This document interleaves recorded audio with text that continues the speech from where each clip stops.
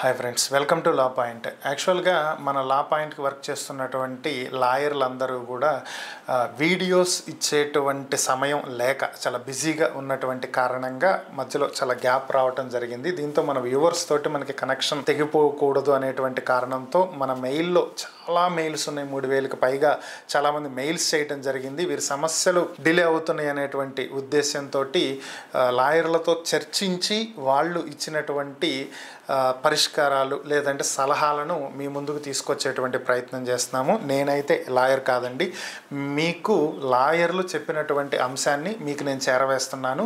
దీన్ని మీరు మీ దగ్గరలో ఉన్నటువంటి లాయర్తో చర్చించుకుని సాల్వ్ చేసుకోండి. లా పాయింట్కి వచ్చినటువంటి మరొక మెయిల్ అండి. ఈయన వెంకటేశ్వర్లు కరీంనగర్ నుంచి రాస్తున్నారు. ఈయనకి 2015లో మ్యారేజ్ అయిందంట. 2016లో పాప పుట్టింది.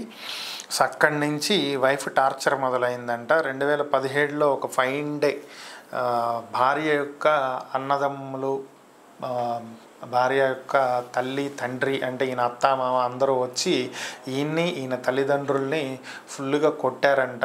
కొట్టి వేరు కాపురం పెట్టాలి, కలిసి ఉండటానికి ఒప్పుకోమని చెప్పి నానా రభసా చేసి హింసించారంట. దాంతో వేరు కాపురం పెట్టారు. తర్వాత ఈయన ఆమెకు కోచింగ్ ఇప్పించి సాఫ్ట్వేర్ నేర్పించి జాబ్ వచ్చేలా చేశాడంట. సో ఆమె ప్రజెంటు 55,000 పైన సంపాదిస్తుంది. అయితే దాంట్లో ఒక్క రూపాయి కూడా ఇంటికి ఖర్చు పెట్టదు, ఈయనకి ఇవ్వదు, ఎంత వస్తుందో చెప్పదు.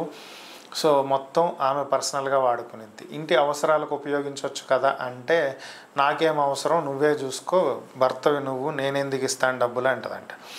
సో ఈయన తల్లిదండ్రులకు హెల్త్ ఇష్యూస్ ఉన్నాయి, బాగాలేదు. ఈయన వెళ్ళి చూసుకుంటానంటే ఒప్పుకోదంట. వాళ్ళకి బాగాలేదు, పోనీ మనం వెళ్ళి అక్కడ ఉందాము అంటే ఒప్పుకోదంట. వాళ్ళని ఇక్కడికి తీసుకొస్తానన్నా ఒప్పుకోదంట. ఈమె తల్లిదండ్రులు మాత్రం వచ్చి రోజుల తరబడి ఇక్కడ ఉండేళ్తూ ఉంటారంట. సో మీ వాళ్ళు ఎందుకు వస్తున్నారు అంటే గొడవ అయిద్దంట. ఈయనకి మాత్రం శాలరీ 20,000 సో అన్నీ మేనేజ్ చేసుకోలేక వస్తున్నాను, ఇది నా పరిస్థితి, నన్ను ఏం చేయమంటారు? Very good sir. ఇలాంటిదే ఒక కేసు చూసామండి రీసెంట్గా. దీంట్లో ఏంటంటే పాపం ఇదన్నా పెళ్ళి అయిన తర్వాత, అది పెళ్ళి కాకముందే పాపం ఆ కుర్రాడు పెళ్ళి కాకముందే పెళ్ళి కన్ఫర్మ్ అయింది, లవ్ మ్యారేజ్ డిసైడ్ చేసుకున్నారు. పెళ్ళికి ముందే ఆ అమ్మాయికి బాగా ట్రైనింగ్ ఇప్పించి సాఫ్ట్వేర్ కోర్సెస్ నేర్పించి మంచి కంపెనీలో రిఫర్ చేసి అతనే జాబ్ ఇప్పించాడట. ఫైనల్గా ఇతని శాలరీ కంటే ఆ అమ్మాయికి హయ్యెస్ట్ ప్యాకేజ్ వచ్చింది. ఈరోజు ఇతను లెక్క చేయట్లేదు, కేర్ చేయట్లేదు, అవతల పారేసింది, పోరా నువ్వు అంటుంది. పెళ్ళి కూడా క్యాన్సిల్ చేసుకునేటువంటి ఆలోచనలో ఉంది. సో ఇదేంటి అంటే, నాకింత ప్యాకేజు, నీకింత తక్కువ ప్యాకేజ్ అని నా ఫ్రెండ్స్తో నేను ఎట్లా చెప్పుకోవాలి? ఇలాంటి వాడినా పెళ్ళి చేసుకుందంటారు, నాకు నామోషిగా ఉంటుంది. అసలు నీకు ఆ ప్యాకేజ్ రావటానికి కారణమే నేను కదమ్మా అంటే, తొక్క నువ్వేం చేసావు, మహా అయితే డబ్బులు పెట్టావు, చదువుకుంది నేను చదువుకోకపోతే నువ్వు ఎంత డబ్బులు పెడితే మాత్రం నాకు ఇంత ప్యాకేజ్ వచ్చేది, అది నా టాలెంట్ నేను ప్రూవ్ చేసుకుని తెచ్చుకున్న ప్యాకేజ్ అంట. నిజంగా ఎంత స్వార్థంగా తయారయ్యారంటే సమాజం ఇట్లే ఏడిసిందండి. సో మీరు కోర్సెస్ నేర్పించి జాబ్ ఇప్పించి 55,000 శాలరీ టేక్ హోమ్ వచ్చేలా చేస్తే మీ వైఫ్కి, ఈరోజు మీకు 20,000 శాలరీ అని చెప్పి మిమ్మల్ని లెక్క చేయట్లేదు. ఇది ఒక విషయం. రెండవది, వేరు కాపురం పెట్టాలి అని అడగటం అనేది చాలా రాంగ్ అండి. అది కోర్టులో కూడా చెల్లుబాటు కాదు.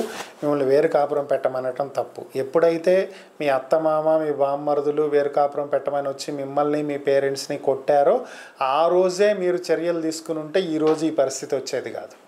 ఆ రోజు మీరు తీసుకోలేకపోవటమే ఈరోజు ఈ పరిస్థితికి కారణం. ఒకటి.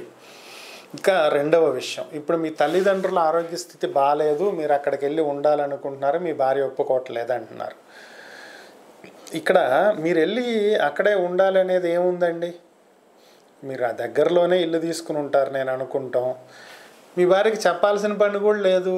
ఆఫీస్ నుంచి వస్తే డైరెక్ట్గా వెళ్ళండి, ఆఫీస్కి వెళ్తా డైరెక్ట్గా వెళ్ళండి, మీ తల్లిదండ్రులతో టైం స్పెండ్ చేయండి, వాళ్ళకి కావాల్సినవి తెచ్చిపెట్టండి, చూసుకోండి, అవసరమైతే హాస్పిటల్కి తీసుకెళ్ళండి, ఒకరోజు సెలవు పెట్టి. ఇవన్నీ మీ ఆవిడకి చెప్పాలండి? అవసరం లేదు కదా. మీ ఆవిడన్నీ మీకు చెప్పే చేస్తుందా? సో మీరు కొన్ని నిర్ణయాలు తీసుకోవాలి సార్. నేను ఏం చేయాలి అంటే మేమేం చెప్పాలి చెప్పండి? మీకు ఆలోచన శక్తి ఉంటుంది కదా.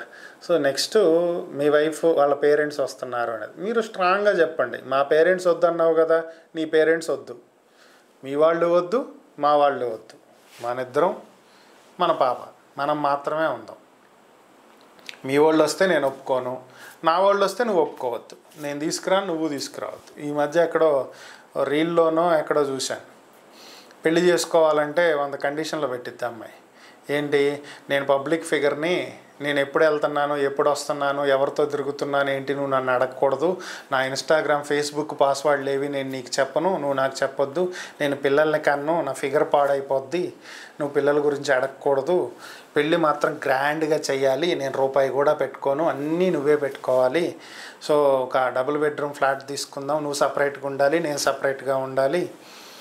సో ఇవన్నీ చెప్పిన తర్వాత ఆడు చెప్తాడు, నీలాంటిదే నాకు కూడా కావాలి, నువ్వు 10 లక్షలు తీసుకురా, నేను 10 లక్షలు తీసుకొస్తా, ఇద్దరం కలిసి ఒక ఫ్లాట్ కొనుక్కుందాము, నువ్వు బెడ్రూమ్లో ఉండు, నేను బెడ్రూమ్లో ఉంటా, ఫుడ్ అవసరమైందనుకో నువ్వు స్విగ్గీలో నువ్వు ఆర్డర్ పెట్టుకో, నేను స్విగ్గీలో నేను ఆర్డర్ పెట్టుకుంటాను, నువ్వు ఎవరితో తిరుగుతున్నావు ఏంటి నేను అడగను, నేను ఎవరితో తిరిగినా నువ్వు నన్ను అడగొద్దు, నీ పాస్వర్డ్లు నేను అడగను, నా పాస్వర్డ్ నువ్వు అడగొద్దు ఏంటి.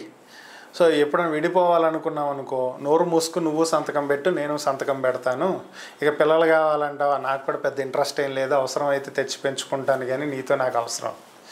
సో ప్రజెంట్ సొసైటీ రిలేషన్స్ ఇట్టే తగలండి అనుకుంటా, అట్ట ఏడుస్తుంది. సో మీరు డైరెక్ట్గా చెప్పండి, నీ వాళ్ళు నా వాళ్ళు వద్దన్నప్పుడు నీ వాళ్ళు వద్దు అంతే, కాదు కూడదు రావాలంటావా, నువ్వు కూడా నాకు అవసరంలో వెళ్ళిపోమని చెప్పండి, డైవర్స్కి అప్లై చేస్తానని చెప్పండి, మొహమాటమే వద్దు.